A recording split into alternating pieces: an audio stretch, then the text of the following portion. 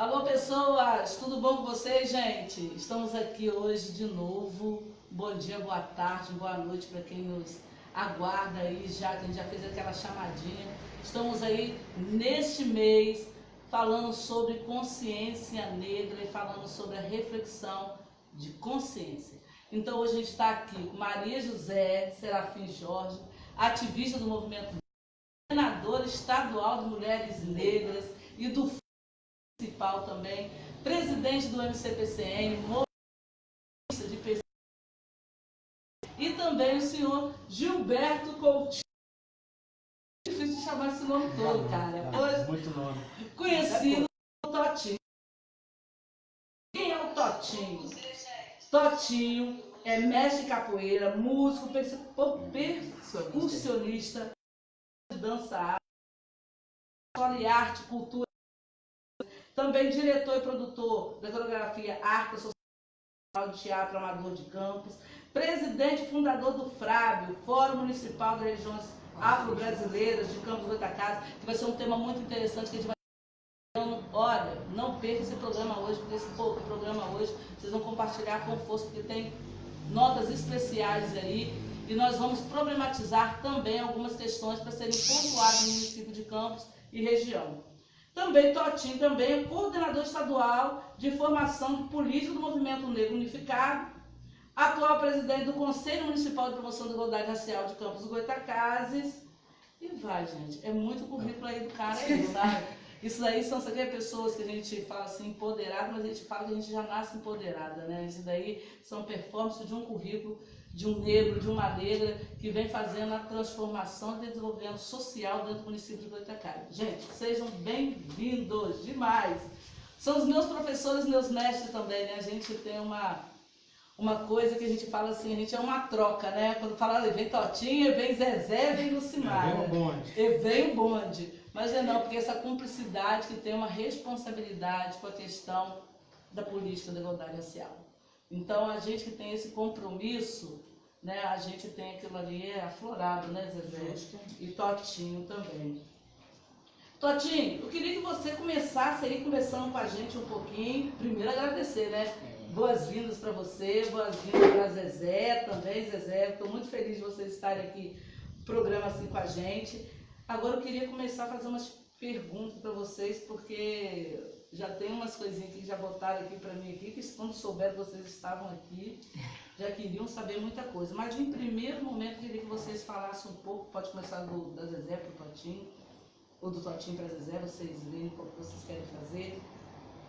Primeiro, Totinho, queria que você falasse um pouco sobre o FRAB, sobre a sua atuação aqui em Campos do Goytacazes, para o pessoal entender toda essa questão de currículo, né? E Zezé também falar um pouco sobre a coordenação estadual de mulheres negras, né, Zezé? E do fórum também, como começou. Você, Zezé tem história, gente. Zezé também já foi vice-presidente da Fundação Palmares, daqui de Campos do Goytacazes. Então esse pessoal tem uma bagagem fundamental. Totinho, sejam bem-vindos, entendeu? Tá com você. Mas eu vou deixar a Zezé começar, por educação, a mais velha fala sempre primeiro. Obrigada. Então, é um prazer estar aqui junto a você, Lucimara, com esse programa que não é só seu, é nosso, é a nossa voz, raiz e identidade, né? RJ Web TV. Então, é a oportunidade que a gente tem de levar ao ar, né, as nossas falas, as nossas aclamações.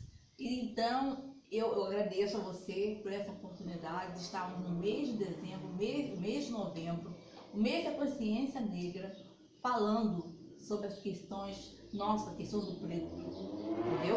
Porque as nossas oportunidades são tão poucas.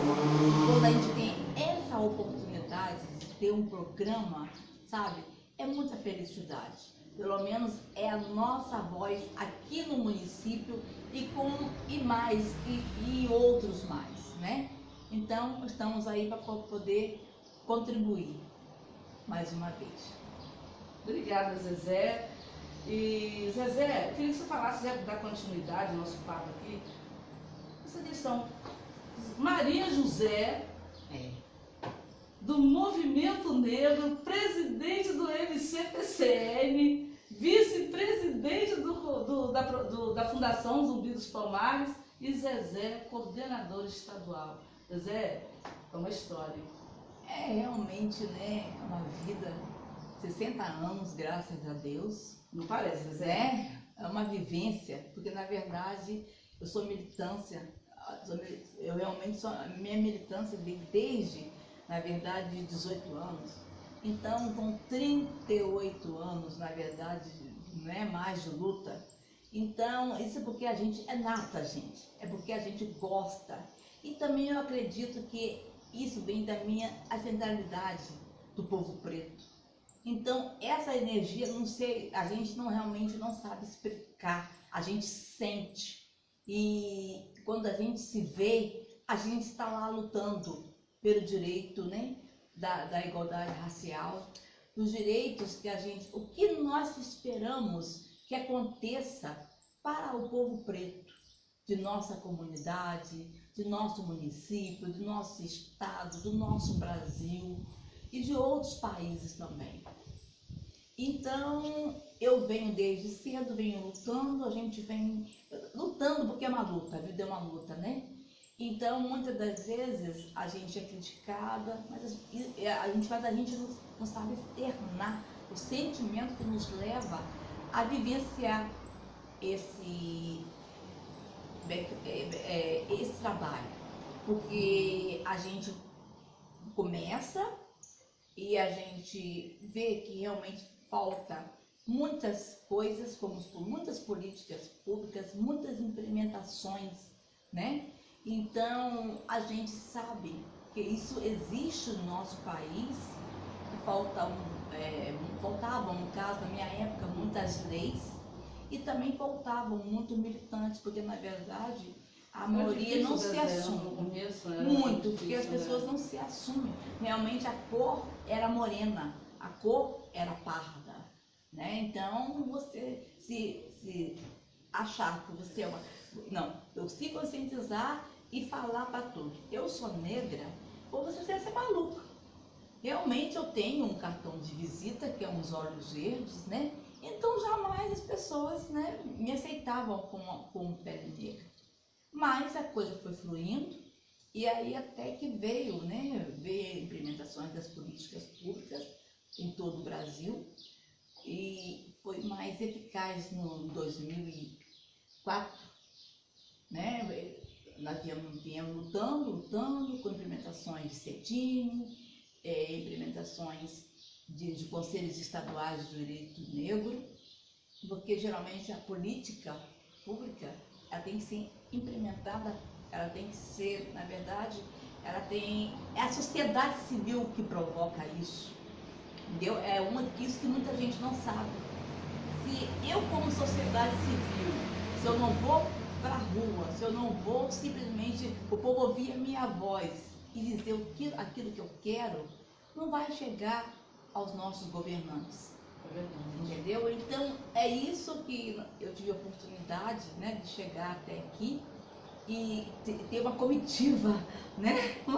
Na verdade, está faltando muita gente ainda, a gente sabe disso. Como tem gente faltando. Como tem gente faltando. Então, mas nós estamos aqui hoje falando um pouquinho e daqui para frente, né? Eu acho que já chegamos a um ponto que a gente tem hora que nós já choramos muito juntos, né? Nós já fizemos assim muita aclamação, esse povo é louco, porque na verdade tá lutando para quê? Por quê? Sabe? E cadê o setor financeiro? Que o povo provoca muito dinheiro. Nós não queríamos dinheiro, nós queríamos melhoria para o nosso povo, diferente. Entendeu? Então é isso que o povo não entende. Nós chegamos também na vontade política, porque eles na verdade, eles não sabem como agir com isso. Então, nós militantes, cabe nós, sociedade civil, estamos mostrando para ele realmente o que é ser militante, o que é ser realmente uma verdadeira A gente fala sobre a questão, eu sempre vou parar um pouco, né, que você fala um pouco mais devagar, e a gente mostrar para eles o que a gente quer, sabe? Porque senão sempre tudo vai continuar na mesma, sabe? E nós não queremos a mesmice. Pelo menos eu com 60 anos eu não quero. E eu desejo que os nossos jovens, os nossos adultos, entendeu? Não parem por aí. Eu sou a continuidade de muitos que já tiveram, entendeu? E continuo até o dia que assim me permitirem. E assim vamos prosseguir. Isso mesmo, já está chegando as perguntinhas aqui em box aqui, já anotei aqui, Fabiane. E Zezé, e o que eu acho também que a gente, assim, acho que é uma provocação também, da gente também, que eu acho que as novas gerações que estão vindo aí, esse dia eu até ouvi uma coisa interessante, falou assim, olha só, gente. Ah, tá. Aí eu achei interessante isso aqui e falar assim, quem criou essa lei de cotas, quem deu a ideia foi fala o nome do deputado aí, que eu nem lembro das coisas, tão importante foi para mim ouvir isso, mas não se falou que houve uma discussão, toda essa discussão de uma política pública de igualdade racial foi discutida com movimentos sociais. E eu acho que tem as escolas também estão querendo mascarar ou esconder, porque não se fala que algumas políticas públicas foram construídas e debatidas com o movimento social. Não se falou. Então, mas para isso existem as conferências que pessoas ignoram. Onde a sociedade civil está ali para mostrar o que ela quer, o que ela deseja, o governo que ela merece ter. É verdade, Zezé. E a gente veio ouvir isso de um jovem, mas quem criou a política? Para aí, gente, vamos parar e começar a pesquisar, fazer uma pesquisa, buscar informação, porque hoje existem os movimentos sociais, movimentos negros, movimento LGBT, todos os movimentos é para discutir uma política para esse país andar. Alguém tem que sentar, né, Zezé, como o Zezé falou, conferência, seminário, discutir isso. E isso daí que é relevante. Agora, Totinho, vou te chamar de Totinho, porque chamar Totinho, como que... Totinho, mesmo pergunta que eu fiz com o Zezé. Totinho de capoeira, Totinho para mestre, Totinho agora, para chegar à presidência da Federação do FRAB, Totinho também coordenador estadual do MNU. Você vê que é uma caminhada, né? Todos nós passamos por uma caminhada e essa caminhada é relevante porque a gente está sempre aprimorando, sempre crescendo essa política pública e agregando novas pessoas, né, Totinho? Então, você falasse um pouco sobre essa trajetória também do Totinho. Bom, primeiro agradecer a oportunidade de estar sentado. Para quem não conhece a gente, não vê a gente senta muito para conversar. A gente tem um hábito, a gente discute a questão racial diuturnamente, não é uma coisa sazonal. A gente está aqui hoje não é sazonal, não é um dia especial. A gente já faz isso rotineiramente. Mas falar isso em público, para que as pessoas tenham ciência, tenham a lucidez do que está acontecendo no país, é muito importante. Então, obrigado, Simara, pela oportunidade. A gente está aqui.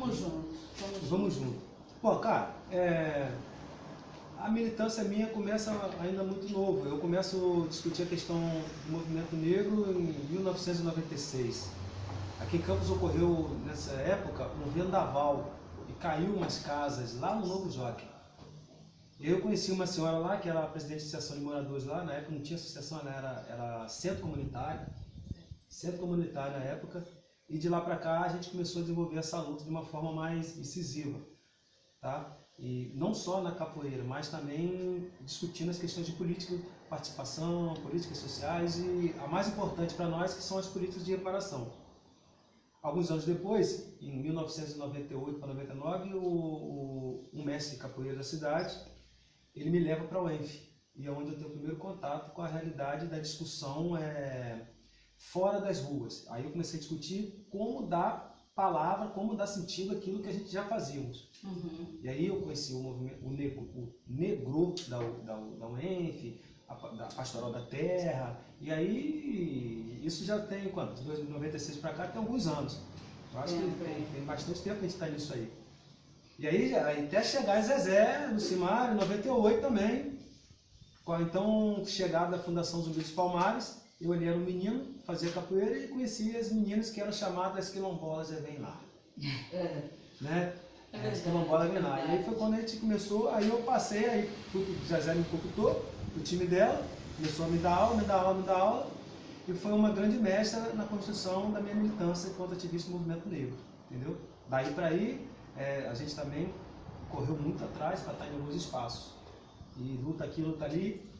Vale ressaltar que nunca deixei de fazer capoeira, porque a capoeira é o pontapé inicial, porque a capoeira ela é isso, é uma luta de resistência de um povo que foi oprimido.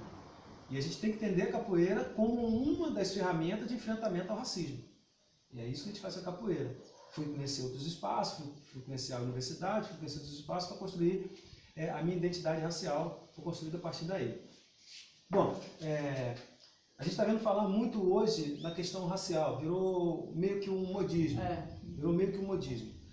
A pessoa, quando não é preta, quando ela não traz as suas marcas, traços fenótipos negroides, ela quer ser preta para poder se beneficiar de uma coisa, de uma luta que vem com os nossos ancestrais, uma luta que a gente continua e uma luta que a gente vai travar e talvez para as nossas próximas 10 gerações ainda vão continuar travando. Porque o racismo ele se baliza em 3 estruturas. A estrutural, né, a individual e a religiosa.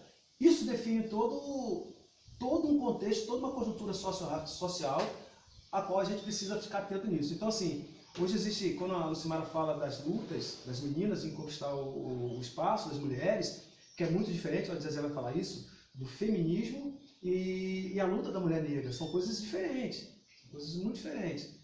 Mas essa luta é uma luta que vem travada desde a década de 70, por alguns negros conseguiram, não sei se desde a década de 70 não, gente. Desde o movimento abolicionista, com grandes referências que nós tivemos, André Rebouças, José do Patrocínio, e tantos outros mais que vieram, inspirando novos ativistas. Ativistas do movimento negro, é bom falar, mas é bom que as pessoas tenham a exata noção que nós somos interventores sociais.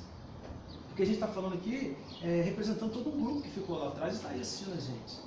Então é importante que isso tenha essa ciência.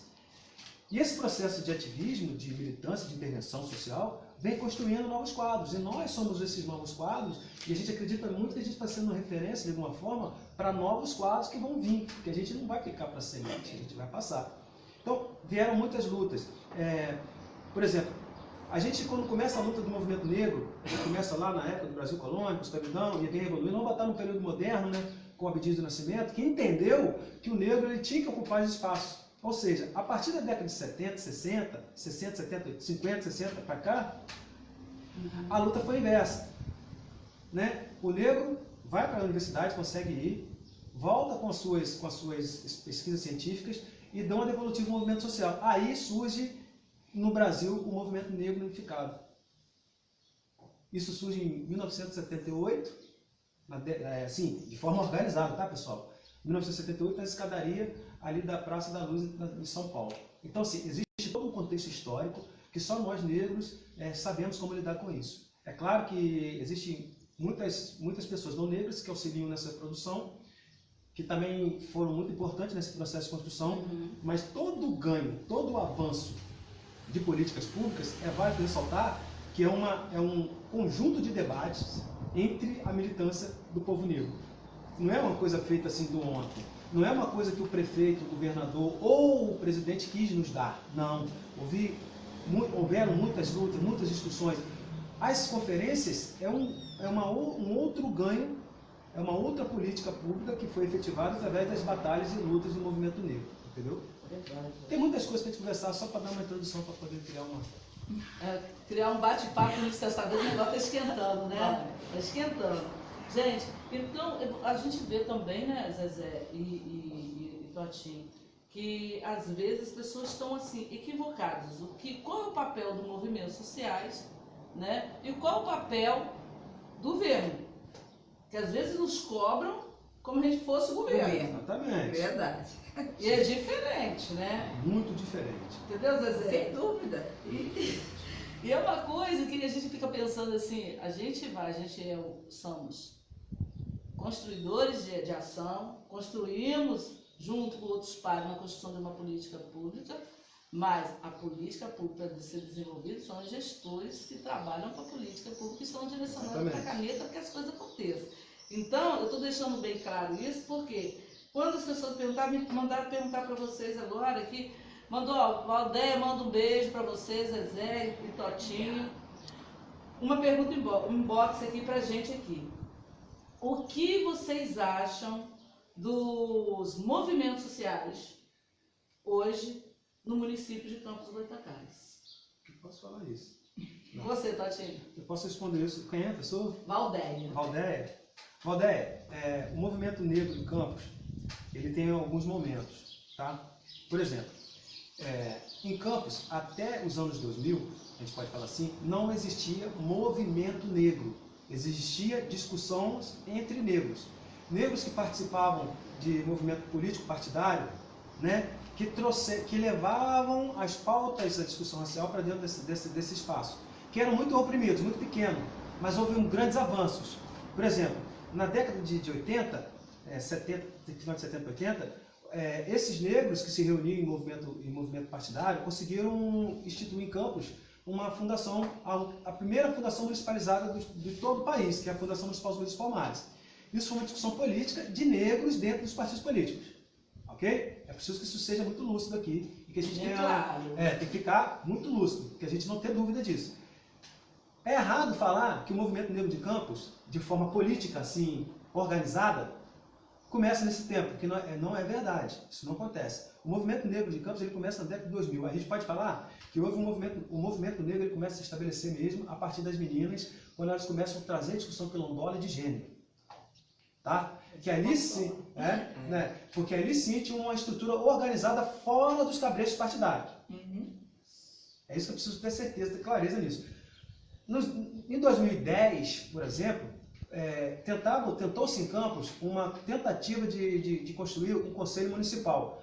Essa tentativa foi muito frustrada, não conseguiu ir adiante, porque todas aquelas negros que estavam ali tentando construir uma discussão para o movimento social, elas tinham envolvimento com as questões partidárias, ou seja, então as pessoas ficavam muito na defensiva por conta de ter os cabrechos políticos. Portanto, o conselho naquela época não conseguiu alavancar. Ok?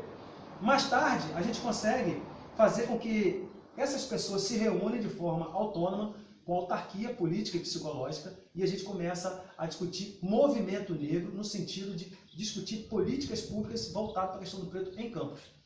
Não que não houvesse, em Campos nós já tínhamos, como falei, o movimento político conseguiu a superintendência, que foi uma grande política pública, conseguiu trazer para Campos um polo de anemia falciforme, para cuidar da anemia falciforme, que também é um grande avanço de política.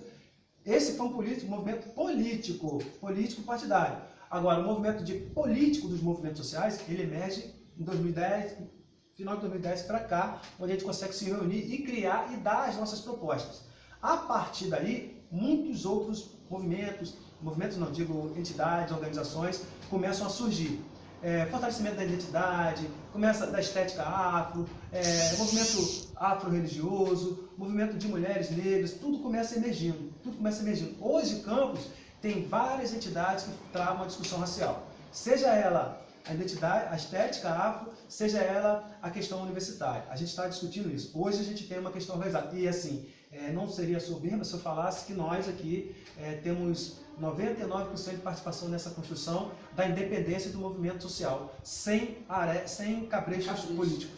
Então, assim, hoje Campos tem algumas entidades do movimento negro que fazem o enfrentamento para dentro da academia, para fora da academia e de cobrança ao poder público, seja ele esfera municipal, estadual ou municipal. Tanto é que aqui somos 3 representatividades de segmentos diferentes do movimento negro e nas esferas nacional, estadual e municipal. Então, assim, há um crescimento muito grande e há uma tendência em que esse movimento cresça ainda mais. Porque esse ano é um ano de política, né? É um ano de eleições políticas. E muitas pessoas negras vão se lançar ao pleito para tentar representar aquele grupo a qual ele faz parte. E eu acho isso muito importante, eu acho muito saluto. Acho que se o poder é bom, o preto também quer, né? E a nossa e a produção que a gente tem é fantástica, cara. Assim, é só vocês imaginar assim, cara, quem está assistindo a gente, presta atenção. O não negro, pessoas que trazem suas marcas, traços fenótipos caucasianos, ok? O negro, pessoas que trazem suas marcas, traços fenótipos negroides. Esse negro, essa pessoa que tem traços negroides, ela sempre lê a vida dela escrita por uma pessoa que tem traços caucasianos. Está errado. Errado! Totalmente, gente. Chega de pessoas com a caneta falando de mim. Aí depois eu vou ter que ler um livro falando de mim Falando por de mim, outra pessoa. Exatamente. Então isso tende a mudar. Porque a gente, agora com esse programa de cotas, né, para negros, isso facilitou a entrada, a emersão de negros na universidade. A gente vai discutir isso em um outro momento, agora também, mas... Nós vamos ter que Eu voltar outros momentos aí, porque eu tenho de tema... Isso. Eu gostaria também de falar que em 2004, aqui no município de Campos, criou-se o Conselho da Mulher. E lá eu fui, né? Eu fui estar presente para ver a composição desse Conselho da Mulher. Chegando lá, eu não vi à mesa nenhuma mulher negra. Já é meu mesmo, eu comecei a questionar. Chegou na hora de dar voz, né? Eu perguntei, quem é a mulher negra que está aqui representando já o município? Porque não tinha, geralmente, o conselho tem que ser paritário, sociedade civil e governo, não tinha nenhum dos dois. Então, eu formei um grupo, né? E éramos 6, né? Foi 6. 6, éramos 6. E partimos para poder cobrar isso. Então, na época, nós fomos informadas que teríamos, né, que começar pela Câmara. Até hoje eu não consegui sair de lá, perturbado. Ou seja, levar as nossas reivindicações para que se formasse decreto-leis para que nós possamos estar inseridos dentro das políticas públicas do município. E daí, nós fomos para esse grupo, né, junto à instituição do MCPCN, nós fomos inseridos junto à Fundação Zumbi como um programa para trabalhar assessoria de gênero e quilombolas. Então a coisa, ela realmente, quer dizer, tem que ter uma provocação. E é importante a gente ir à Câmara e levar né, aquilo que a gente está precisando, o que a gente quer. As pessoas muitas das vezes fogem da Câmara ou pensam que ali somente é a questão política partidária. Para mim, não. É lá que nós vamos implantar as nossas políticas públicas. Entendeu?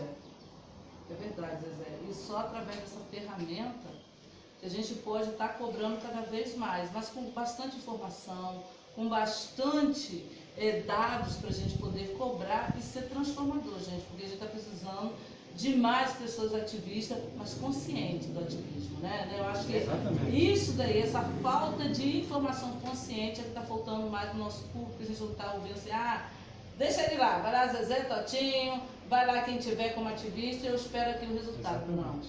Não, acho que a gente está num outro patamar, eu acho que a gente tem que estar junto nessa luta para que as coisas não aconteçam do jeito que está acontecendo, só juntos para a gente fazer a diferença. Agora tem outra pergunta aqui, o pessoal do Curupi de Goiás está mandando um beijo para você, Totinho e Zezé. Chuchu também de Goiás está mandando um abraço. Tem uma galera aí animada aí do movimento aí que está entrando aí, está mandando um abraço para vocês ainda. Nosso programa também está nos Estados Unidos, tem nossas telespectadoras aí te alemando, a Fátima, né? Fátima Mota. Então, é desse jeito, a gente tem que estar avançando, né? Regina também, um abraço para você, Regina Silva. E aí vem a pergunta agora dos nossos telespectadores, né? Na sua opinião, Zezé e Totinho, de que forma e como combater a discriminação racial no Brasil? Isso aí também tá bom pra mim. Nossa, tá vendo que a galera que bate no peito e joga pra cima, hein? Adoro.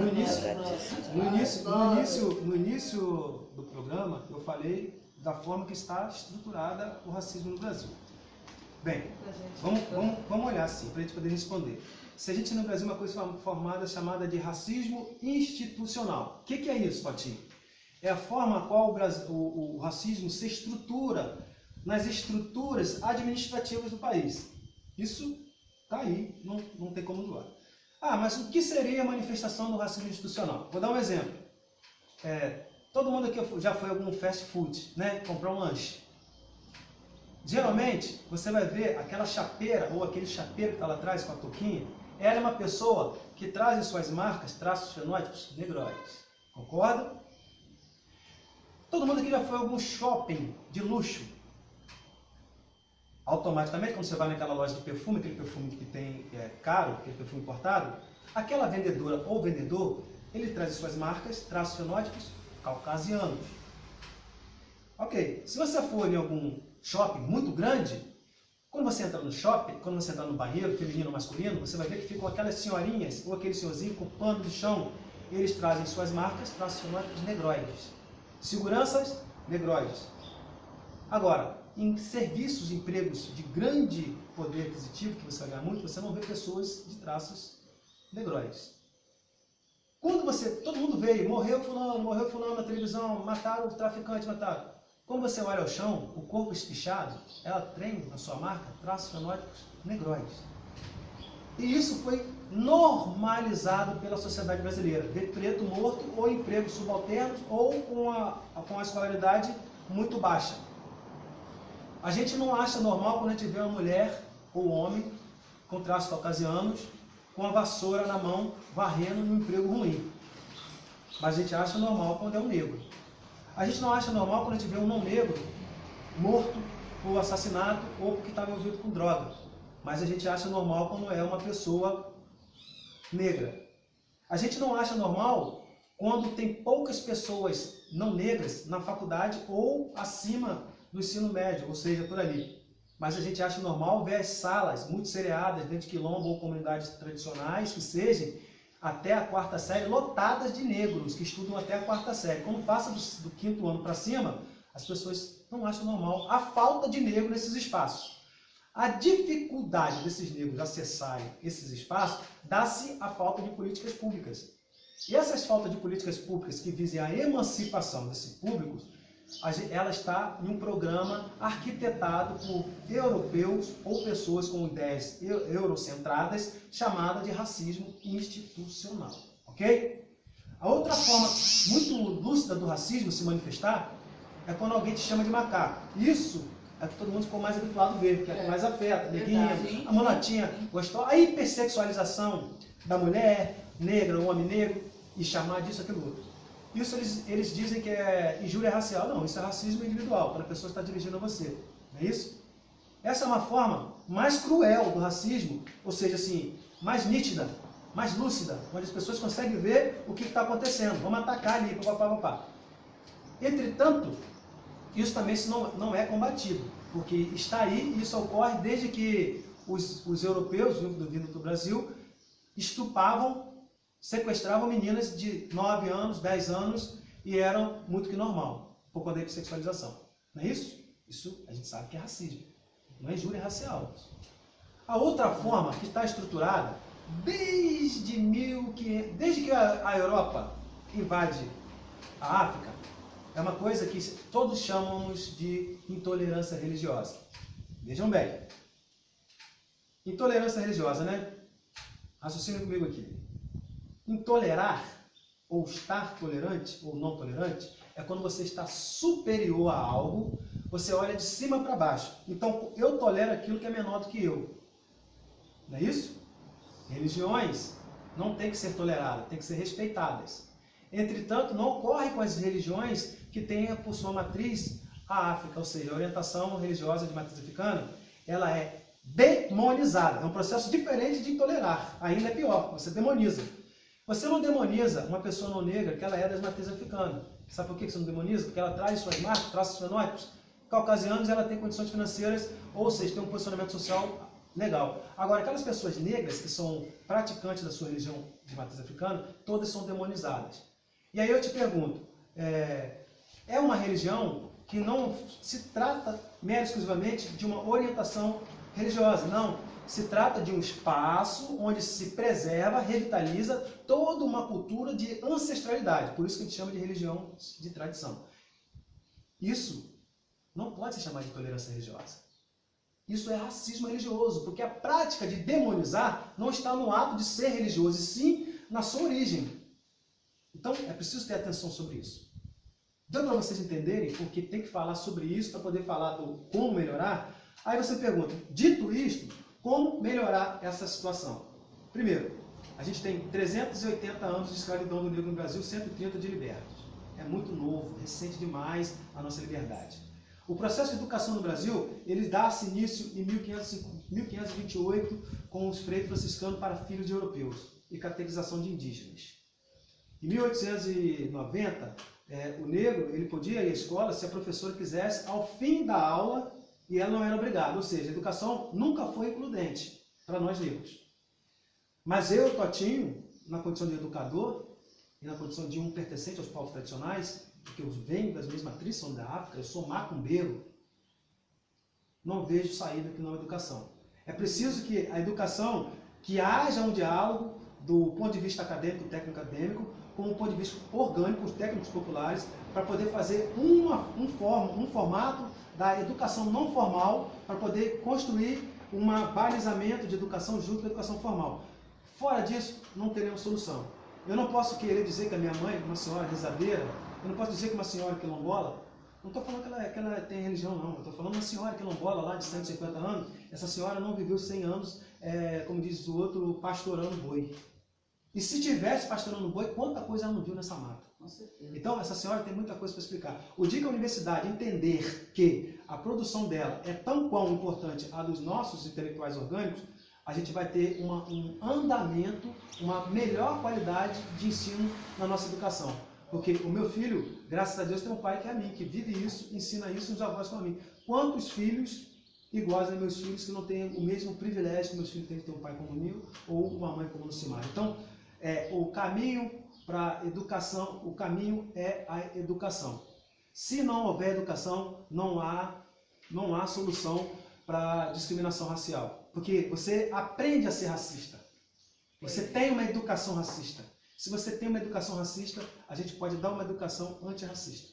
Agora, para isso é preciso que as universidades desçam do pedestal, percam aquela síndrome de pega-deuses, aquela coisa de ela tem que dar a validade se você é ou não. Então, enquanto não houver esse cruzamento de ideias, esse cruzamento de interesses, a sociedade vai construir racistas e mais racistas. O racista, ele nasce no jardim de infância. Tá? O racista, a gente também desconstrói no jardim de infância. Então, essa é a minha opinião. Lembrando também da Lei 10.619, né, que foi para ser implementada e muito depois ela passou a não ser mais, né, um fardo de responsabilidade do próprio Obrigatória. Ela não é, passou a não ser mais, então quer dizer, nós ficamos sem a nossa raiz, sem estudo da nossa raiz, né? Então eu acho que isso é coisa muito séria. Você saber de onde você veio, qual é a sua história, qual é a sua terra, né? E você parabéns, Totinho, por tudo que a gente estava ouvindo, né? E, na verdade, é bom saber que os filhos vão crescendo e vão tomando seus caminhos. A nossa mãezona. A mãezona. Né? A mãezona. Isso é muito Tudo bom. partiu dessa aqui, ó. É porque não existe a solução para o país se não for educação. Nós vivemos um momento onde o ódio é soberano. Nós vivemos um momento onde o fundamentalismo, o radicalismo, ele é muito soberano. E se não houver um meio termo, se não houver nós que somos pensantes, seres pensantes, formadores de opiniões direto, se a gente não começar a intervir de uma certa forma, ou da forma que der, né, porque a gente é muito limitado, porque a gente não faz uso de poder nenhum, a não ser a nossa boca, a nossa voz, a gente não vai conseguir interferir. Cada um tem seus meios. A gente chama que enfrentar o racismo, cada um tem a sua trincheira. Tem aquela pessoa que enfrenta o racismo vendendo picolé na rua. Tem aquela pessoa que enfrenta o racismo jogando buzo. Tem aquela pessoa que enfrenta o racismo dando aula de dança, capoeira. A maneira de enfrentar o racismo são diversas. E a gente precisa respeitar essa trincheira. São muitas trincheiras de enfrentamento ao racismo, assim como são muitas trincheiras de produção do racismo. Agora, enfrentar isso tem que ser coletivo. É preciso que em determinado momento a gente... eu entendo que eu também sou muito complexo com algumas coisas. A gente precisa ter muito preto pelego, eu preciso que isso seja claro. Isso é verdade. Mas existe um momento que a gente precisa, até esses pelegos, é preciso sentar com essas pessoas e construir um diálogo, que é só a partir do diálogo, a partir de uma educação, seja formal ou não formal, que a gente consegue avançar na discussão antirracista. Esse é o... Verdade. Vamos Edmundo mandar. Nunes está mandando um abraço também, Obrigada. do Quilombo do Deserto Feliz, Constantino Leão, Dorinha Cavalcante, Jairo Abraço Batista, a de todos. São Francisco da Bapuana, Rosemary Nascimento. Rosemary Nascimento, Amarildo, Cristiane Nossa. Borges de São João da Barra, Obrigada. fala que está adorando o programa, amo muito o programa, pois assim tenho mais conhecimento sobre a minha origem. Está passando isso para você, Zezé. Isso é muito Parabéns, importante. muitos parabéns. Muito importante.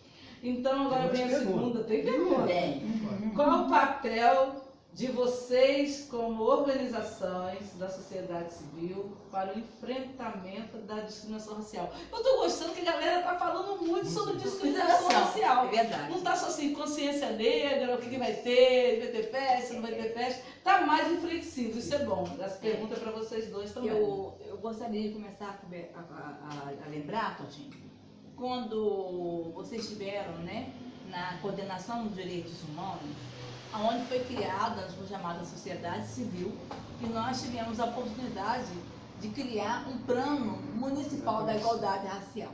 Isso já se passaram 10 anos. Esse plano, Quanto tempo, Zezé? 10 anos, esse plano existe.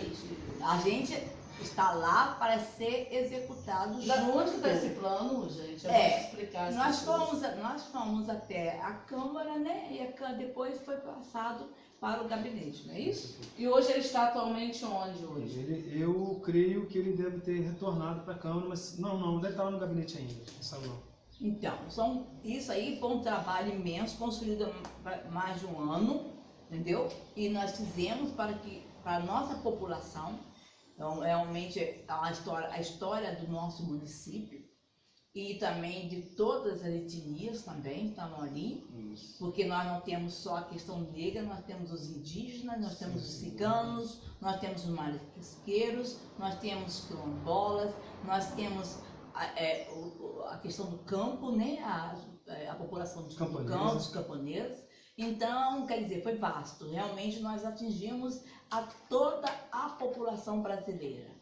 E é uma pena que ainda, né, não valorizaram o nosso trabalho, né, que foi tão bem construído, né, tão bem construído, e hoje em dia ele está lá engavetado, entendeu? Infelizmente é assim que as coisas acontecem.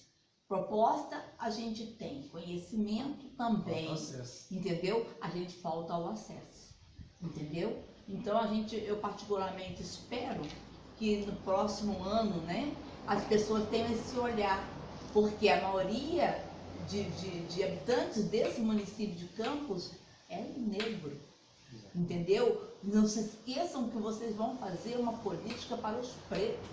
E tem mais também, a gente sabe que agora nós mulheres negras estamos incluídas dentro do processo, entendeu? Já chegou a lei, nós teremos que estar presentes junto aos partidos políticos, defendendo aquilo que nos é de direito. A Rosângela está falando aqui que admiro vocês três e quando crescer quero ser igual a vocês, tá? Rosângela, um abraço aí para você. Se quiser fazer perguntinha, pode fazer perguntinha para a gente. Venha. As entidades do movimento negro, ela tem um papel de fundamental importância, na luta para o desenvolvimento da promoção da igualdade racial e na luta antirracista. Por que isso? Porque essa luta, como eu bem falei lá atrás, ela se inicia na década de 50, 60, 70, quando um menino negro ele foi assassinado porque disseram que ele roubou 2 laranjas.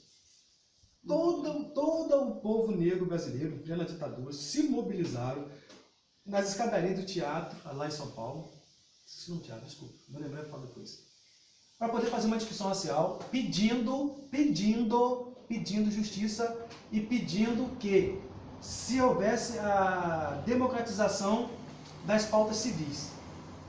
Ok? Começa a partir dali. A partir dali, surgiram-se grandes nomes do movimento negro. Nós podemos listar vários.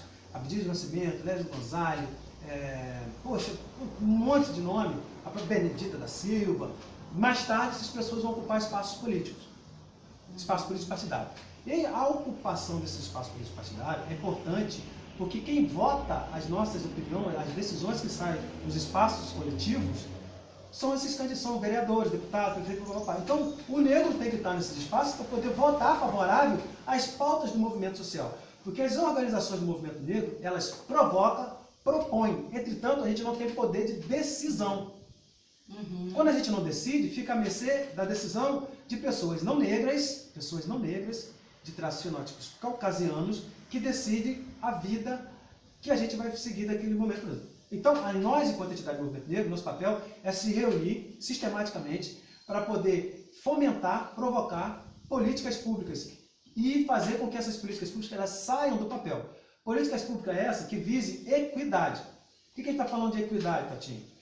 Porque igualdade, ela já existe. A igualdade, todos somos iguais perante a justiça. Entretanto, essa igualdade não é uma igualdade com justiça. Eu não posso tratar de forma igual uma pessoa que é tratada de forma desigual pela sociedade. Então nós, do Movimento Negro, estamos aí para lembrar essas pessoas que a máxima é tratar os desigual de forma desigual com a conformidade das suas desigualdades. Então, assim, o Movimento Negro tem um papel de fundamental importância. Graças às entidades do Movimento Negro, nós hoje podemos estar ocupando as universidades, nós hoje podemos estar comprando, acessando, ir no shopping, viajar, fazer tantas outras coisas que a gente queira. Claro que ainda o racismo está aí, hoje, de forma mais absurda, com essa tendência que a gente vê aí, mas a gente ainda continua aqui nas bases, a gente continua aqui formando nossas bases, formando mesmo e lutando para o enfrentamento, porque não adianta, nunca foi fácil e nunca vai ser, entretanto a gente está aqui para resistir, por isso nós somos o Movimento Negro. Perfeito, Totinha. Podemos usar nossas tranças também? Podemos usar nossas o que tranças. a gente quiser. É verdade. Eu só queria, assim, gente, ó, nós temos poucos minutos já para o final do nosso programa, mas eu quero que vocês voltem de novo aqui, porque está muito interessante. Gente, está chegando muitas perguntas, mas muitas perguntas mesmo aqui. E está super interessante, então eu quero combinar com o Totinho e Zezé. Vamos voltar, porque eu acho que o tema... Até dia 30 de novembro dá para falar. Dia 30 de novembro dá para falar, já marcar com isso. A gente pode fazer uma Posso dar uma semana. ideia? Posso dar uma ideia? Desculpa, tá me Tá, metendo. pode, Avana. Olá, gente. Uma vez por semana, uma Pode. vez por mês. Uma Pode vez ser. por mês. Pode ser. E a gente folga Marca, essa sim. semana até dia 30, marcar mais um dia, mais um bate-papo com vocês, porque tem muitas perguntas aqui, mas muitas, mas eu nem imagino, tá chegando Duas vezes no aqui. mês, porque é muita pauta. É muita pauta e só Só perguntas. tiro mesmo, tiro porrada. Bem, o Luciano está falando sobre a lei de Caó de 1989. Um beijo, Luciano. Luciano é advogado, é lá de Minas Gerais, grande amigo, grande parceiro. Ele está falando que em 1989 a lei Caó testificou o crime de racismo no Brasil, né? Um crime inafiançável. E o crime hoje é imprescritível e infiançável no país. O que podemos dizer, vocês, né, diante dessa afirmação? E vocês acham que teve avanços Eu posso falar isso bem. ou não teve avanços? Você que está Igual tudo. Não, porque a gente está passando por um negócio, por uma situação dessa. Aí, eu vou passar Vai embora, essa pode. pergunta e a outra, a próxima, Zezé, para você, para Totinho, para falar um pouco disso, porque hoje Campos Goytacazes passou por alguns enfrentamentos aqui, principalmente da questão religiosa. Exatamente. E outros enfrentamentos hoje que a gente não pode deixar, que nesse mês de novembro, que é o mês da consciência negra, a gente está falando sobre um reflexo sobre esse mês, a gente também não pode refletir também das injustiças, as situações que estão acontecendo dentro do município de Campos dos Goytacazes, não somente mais no Brasil, mas isso daí eu queria que você respondesse, Totinho, falar um pouco se avançou ou não avançou, e falar também hoje como que está essa situação aqui, que você mais que ninguém sabe todos os exemplos. A Lei Caó, toda lei que vise amparar, ou seja, a combater as violações dos direitos humanos, elas são importantes. Sem dúvida. Entretanto, o racismo, gente, é o crime perfeito. O racismo é o crime perfeito. Sabe por que o racismo é o crime perfeito? O racismo é o crime perfeito porque o criminoso, ele não tem que provar a sua inocência. A vítima que tem que provar que ele é vítima do racismo. Por isso, a dificuldade de termos denúncia de racismo, por isso a dificuldade de ter pessoas presas. Ora, se você vai à delegacia fazer uma denúncia de racismo, quando você chega lá, a pessoa que te atende, o técnico lá que te atende, ele fala, gente, vamos evitar, e tipifica como entreveiro entre vizinhos, no máximo como injúria racial. Por isso que o racismo é o crime perfeito. Entretanto, a gente deve ir lá fazer a denúncia, fazer o BO, o boletim de ocorrência, e tipificar essa pessoa e pedir para ser tipificado como racismo, que é o crime inafiançável. A letra O, como bem falou, 7.616, de 89. Então, assim, o crime perfeito. Em Campos, existem várias violações dos direitos humanos e fundamentais. Existem várias violações dos direitos individuais, difusos e coletivos da pessoa humana. Por exemplo, nós aqui todos compomos o Conselho Municipal de Igualdade Racial. O Poder Público Municipal de Campos esvaziou o Conselho Municipal de Igualdade Racial, para não haver uma articulação entre a sociedade civil. Esvaziou. No finalzinho agora do mandato, com o atual presidente, com o atual superintendente, Sim. que a gente tem uma sala lá na superintendência lá de Igualdade Racial. Nós ficamos um tempo sem. Mas a gente ficou 3 anos praticamente. sem nada. E assim mesmo, há um esvaziamento tão grande que se a gente chamar uma reunião hoje, não tem coro para poder fazer reunião. Racismo institucional. Esse racismo, esse crime é perfeito. Sabe o que é perfeito? É a minha palavra contra dela. Sim. Aí você tem uma lei perfeita, uma lei genial, que não se sustenta. Porque o racismo, o autor da prática racista, ele não tem que provar que ele não é racista. Eu, que sou a vítima, que tem que provar que ele é racista. Aí você pega uma sociedade eurocentrada, corporativista, que nunca vai dar voz ao neguinho que está lá falando que seu A, seu B é racista. Então, assim, isso é o que a gente tem passado. Campos, só para você ter uma ideia, a gente passou por um momento onde 40 templos de religiões de matriz africana foram invadidos, né? As pessoas foram expulsas de suas casas, e nós, enquanto Federação de Umbanda e Candomblé, nós promovemos um diálogo com a prefeitura. E ficamos acordados de algumas coisas. Entretanto, quando essa vítima, que já teve seus direitos todos violados, porque não houve uma medida preventiva e também não está tendo uma medida curatória, vai até os técnicos da assistência, esse técnico diz que não sabe o que fazer porque não tem uma formação adequada para atuar com preto e muito menos com religiões de matriz africana. A gente tem uma Secretaria da Assistência Social hoje em Campos, eu tenho que falar dados, quer ver dados? Que tem pelo menos hoje, agora, se você pegar lá, poder tabular os dados, você vai encontrar lá pelo menos 150 mil usuários daquela casa. E eu posso falar aqui sem medo de errar, que no mínimo, 120 usuários são negros. Eita, falando com você. Eita, não. O negócio tá quente aqui. Ai, gente. como tá? Tá quente. Mas vamos na fé do Senhor. Hã? Bora. Vamos lá. E Soltou o negócio aqui. Desse jeito. Eu te avisei. Quando se fala de preto, é assim Exato. que a gente estremece qualquer lugar. Caraca. Qualquer estrutura. Continuamos ao vivo, teve um probleminha técnico aqui. Pode continuar, Botinha. Deixa eu ficar aqui. Entretanto, não existe uma política pública que vise a emancipação desses usuários, desses programas de repasse de renda ou de benefícios sociais. Por que não existe isso? Porque o sistema é político-partidário. É preciso que tenha o cabresto para poder se manter no poder. O que eu falei que esse poder é bom para eu também quero lá atrás, lembra? Então, assim, não existe uma política de promoção da igualdade racial. Hoje tem uma superintendência sem autonomia política, sem autonomia financeira, sem nada. O que essa superintendência pode promover é muito ínfimo, dada o número de população negra de Campos. Nós vivemos num município, gente, onde é a maior população de negros no estado do Rio de Janeiro, por densidade de população. A gente só fica atrás no Brasil de Salvador, só de Salvador por densidade.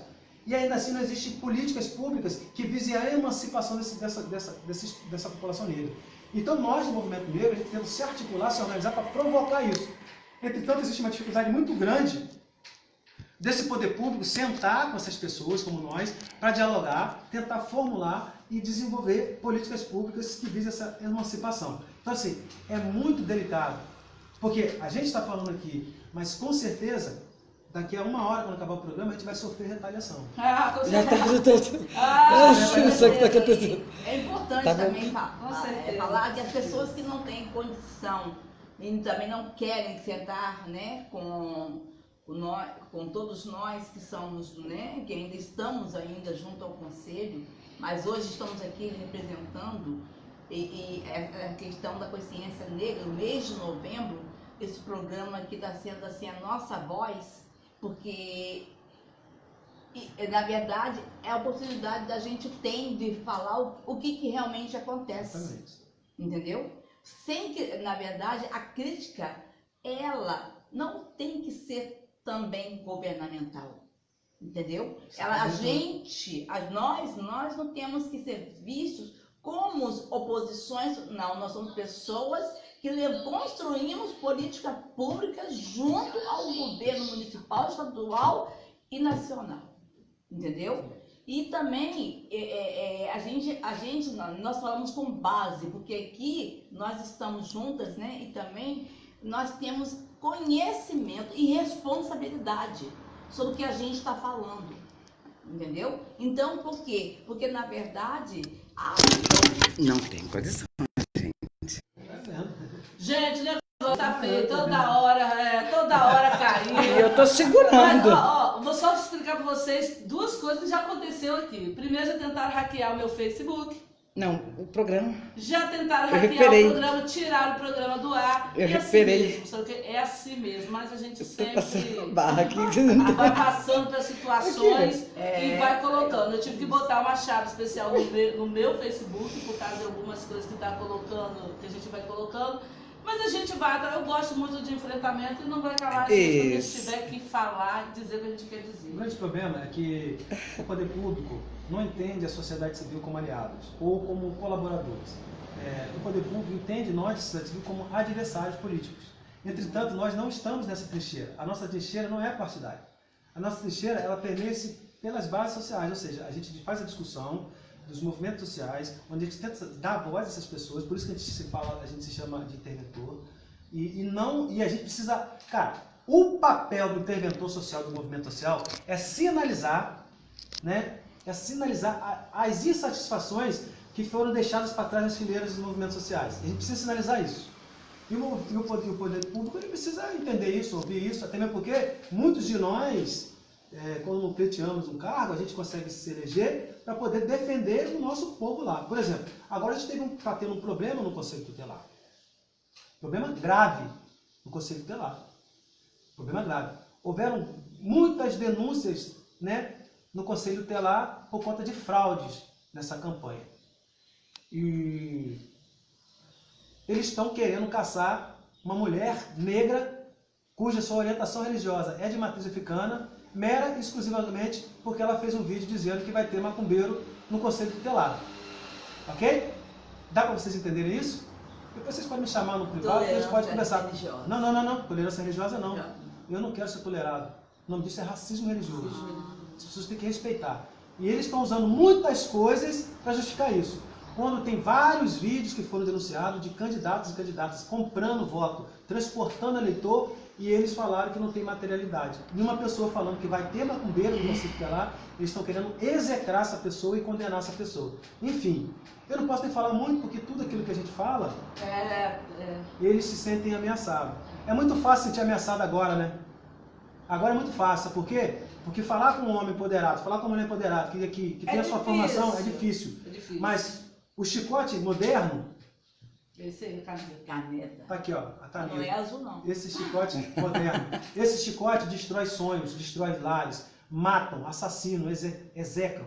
Hoje em Campos, lá em Guarulhos especificamente, você está na região do Sapo, morre todos os dias, minimamente 2, 3 pessoas negras. E até hoje você não vê uma política pública de combate a esse extermínio da população negra.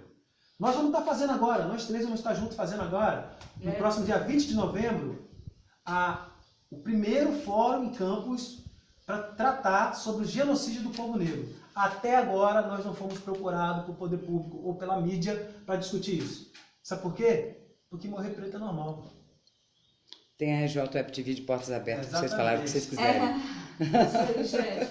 Zezé, eu queria que você falasse um pouquinho, que a gente já está só, já com poucos minutos para terminar o programa, para você falar um pouco sobre a questão da mulher negra, da violência contra a mulher negra. Esse índice tão alarmante, né, Zezé? Que aumentou Justamente. horrorosamente, né? Isso para mim é inadmissível, né? Porque realmente nós somos a 53% da população de gênero, não é isso? Então, na verdade, por causa do tempo também, senão eu ia estender muito mais, Totinho tomou meu tempo todo, mas dele, a gente tem que respeitar. Então, realmente, para mim, isso é inadmissível. E tem também a falar a questão da fiança, né? Que é uma coisa que está acontecendo, estão matando, vão lá, pagam a fiança e saem de lá, né? Prontos para poder agir de outras maneiras. Mas eles têm condição, eles são brancos, né? Eles têm patrocinadores. Então, a coisa vai de mal a pior.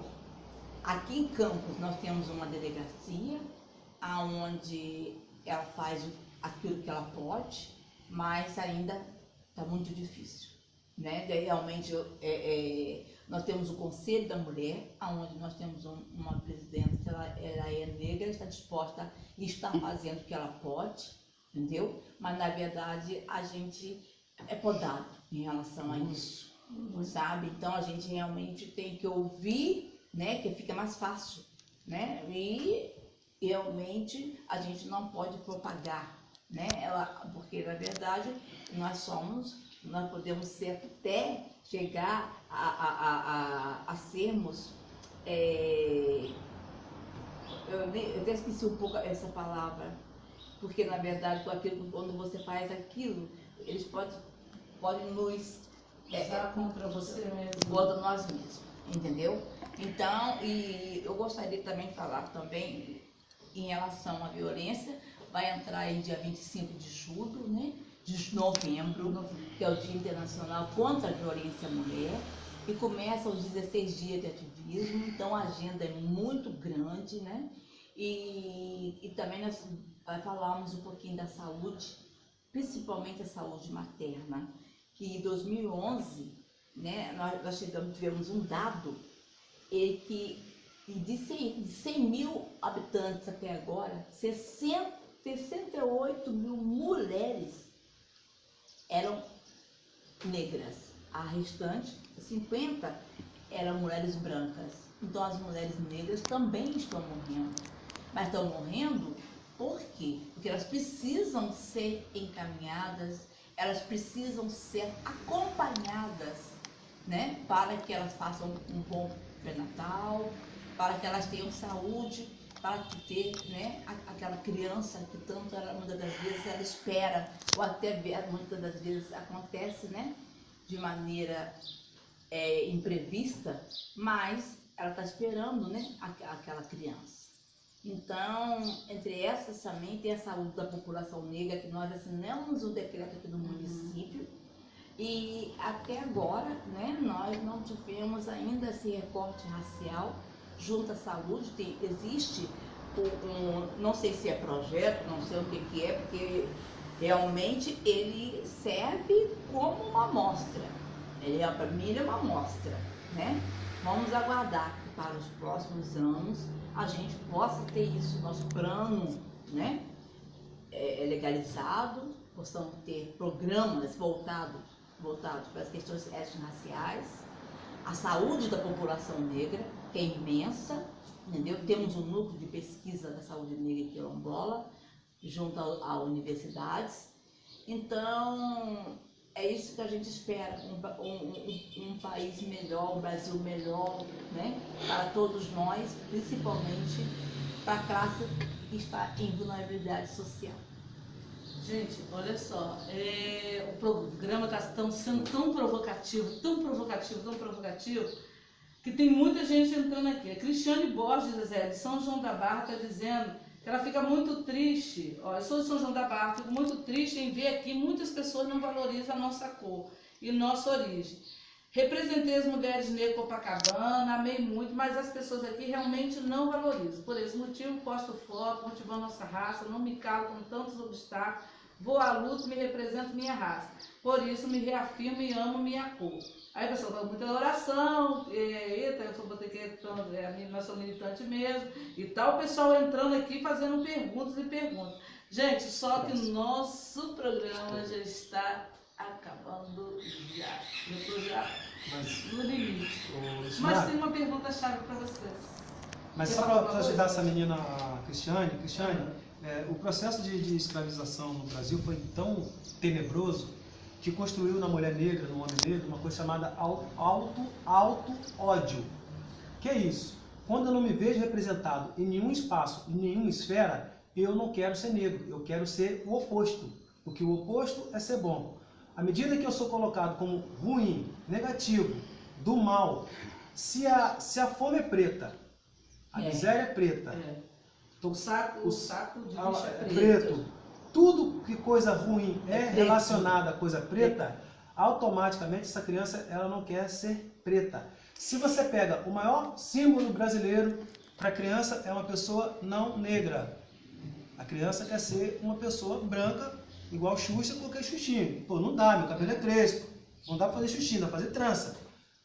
Então é muito comum, não foi normalizado, com que nós negros não nos víssemos como referência de beleza, como referência de autonomia financeira. Nós não nos vemos como competidores no mercado capitalista que a gente vê aí. A gente está sempre às margens. Por isso que essa conversa aqui é uma conversa afrocentrada.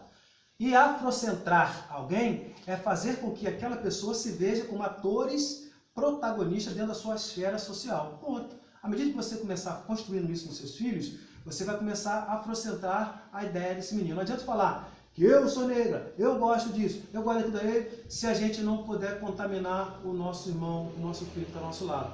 Uma ideia afrocentrada deve contaminar várias ideias afrocentradas. Afrocentrar não é tirar a Europa do centro das atenções e botar a África. Não, é simplesmente dar igualdade de formato de pensamento às coisas. É isso. Bem, gente, tem muitas perguntas. Ó, a direção já está falando, você já está esgotando tudo. Olha, tem falando sobre a Lei 12.711 de 2012, que era para vocês falarem um pouco sobre as cotas. Tem outras perguntas sobre o movimento social, como vocês veem as políticas municipais da região do município. E vai. Falando sobre a questão das cotações, da assessoria de empreendedorismo negro, o que vocês acham do empreendedorismo negro? Nós vamos ter que marcar outro bate-papo, gente. A gente volta e responde tudo e mais. Eles estão voltando, ó, já falaram, estão voltando. Com certeza. Para finalizar, rápido, um sonho, José. Um sonho. Eu posso sonhar, né? Porque Não precisa ser rápido, José. a igualdade. Igualdade. É a igualdade. Tatinho. Eu sonho em ver negros e negras ocupando espaços de poderes, mas ocupando com consciência racial, uma ideia afrocentrada no parlamento, uma ideia afrocentrada no executivo, todos os espaços de poder. Meu sonho é ver pessoas negras lá, afrocentrando, dando equidade às discussões, seja ela quais for. Esse é meu sonho. Gente, o povo estava assim, não acaba não. Depois vocês vão ver isso, não acaba não. Mas a gente tem que... Realmente, porque a gente tem só 1 hora de programa, porque vai diretamente para o canal rjwebtv.com. Acesse o nosso canal, compartilhe. Um beijo top para você, um beijo de luz. Obrigado, Totinho. Obrigado, Beijo. Zé. Novembro é tudo nosso. É tudo nosso, vocês estão